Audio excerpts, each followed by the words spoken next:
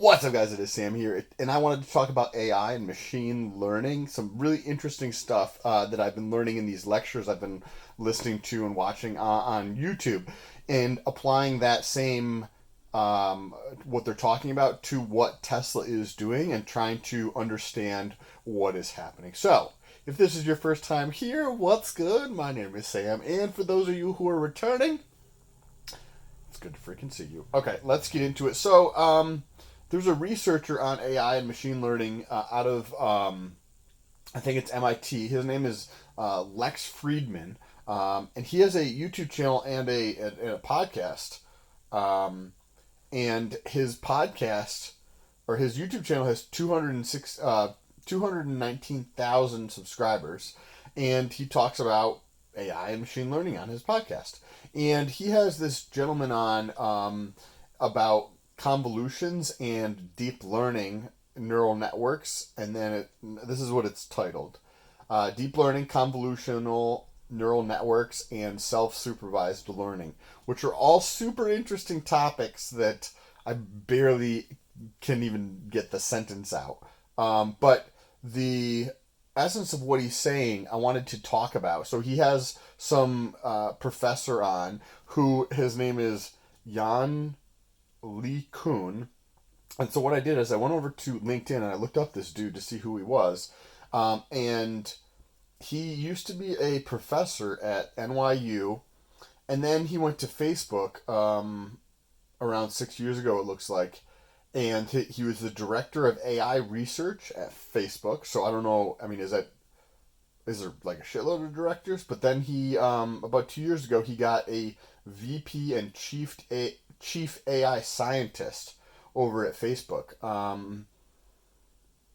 So that's kind of interesting. And one of his posts on here is AR glasses will be the killer app of energy efficiency machine learning, and that's where he's talking about how quickly the machines are able to iterate on their learning. And I wanted to play this little clip that inspired me to do this. This is not my audio. This is from the Lex Friedman podcast, playing it on YouTube. So we're going to just listen to it. I think it's about 60 seconds long, and then we're going to talk about it. I don't think transfer learning is really where we should focus. We should try to do, have a kind of scenario for benchmark where you have unlabeled data, and it's a very large number of unlabeled data. It could be video clips. It could be where you do, frame prediction. It could be images where you could choose to, mask a piece of it. It could be whatever, but they're unlabeled and you're not allowed to label them. All right, so let me just stop there because it's going to take a little bit more to explain what some of those things that he was just referencing were, from my understanding, different techniques or ways of learning.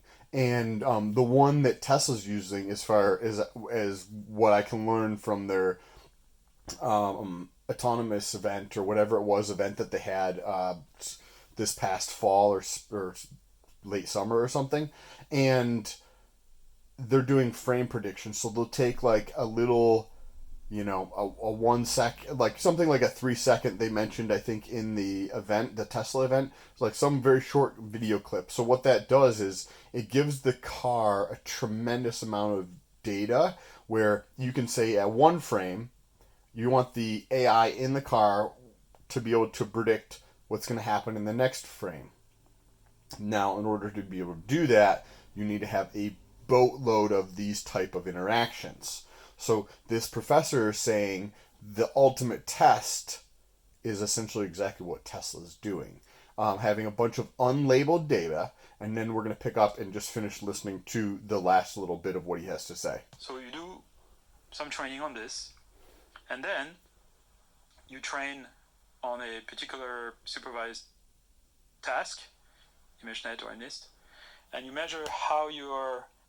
Okay, so we're going to pause there again. So then one of the things that just came out with the new Tesla software update is visualization. So what Tesla's doing from my elementary understanding of putting everything together, is as they put these visualizations out, I've noticed that they do predict stop signs and stoplights very well. They also predict whether it's a red light or a green light. I haven't checked yellow yet, but they are able to predict those. Now, if you think about what he just said, so you collect all this unlabeled data, right? And then you basically go through and you put it through some supervised learning to add these, in Tesla's case, these visualizations, right? We have stop signs, we have trash bins, we have red lights, we have green lights. We're starting to recognize some of these images. Now, how are you going to make it better?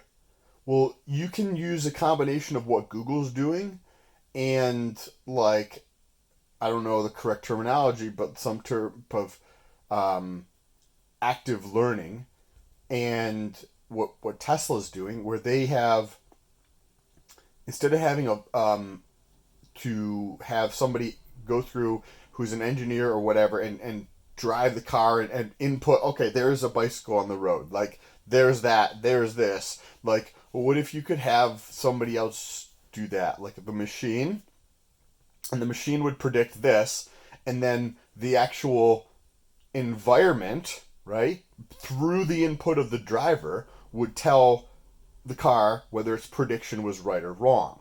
So how this is, it reframes the question from what Google's doing, because you have a ramp,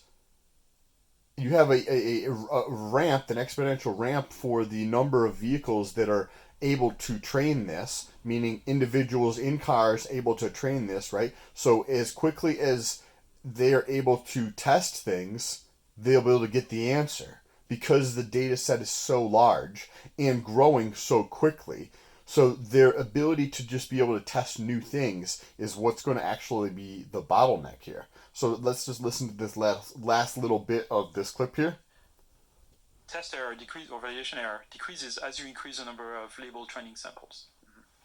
So okay, what he's saying right there is you want the predicted estimate once you reveal, like if you grab that 3-second clip of, say, a Tesla driving around in a video clip, right? And if you have, if you broke it down by second, we'll say, but you grab basically one frame of that, depending, you might be shooting 60 frames per second, I don't know. You grab one frame, and can the computer predict what's going to happen in the next frame, right? And based upon the labeling, which you can get through people who press on the brake pedal, right? So there's a stop sign here. The camera recognizes the stop sign. So what happens when we recognize a stop sign? Oh, the environment through the eyes of the person driving presses on the brake. Okay, now we know we can connect these two things, but this is all happening autonomous, or like in the background. That's part of what Dojo is, I believe. And Dojo is like their project for the computer that's teaching the computer how to like get better, essentially, is my paraphrase of that. And the more let me just rewind what this guy said here, but essentially this, and then you train on a particular supervised task, ImageNet or NIST, and you measure how your test error decrease or validation error decreases as you increase the number of labeled training samples. So you need to have a massive amount of data, and what he's saying to try to reduce the error of the prediction, because you know the next slide, so you predict where it's going to go through your AI, and then you have this 3-second clip, so you give it the next frame, and it's like, hey, was it correct or was it incorrect, right? And you can do the same thing.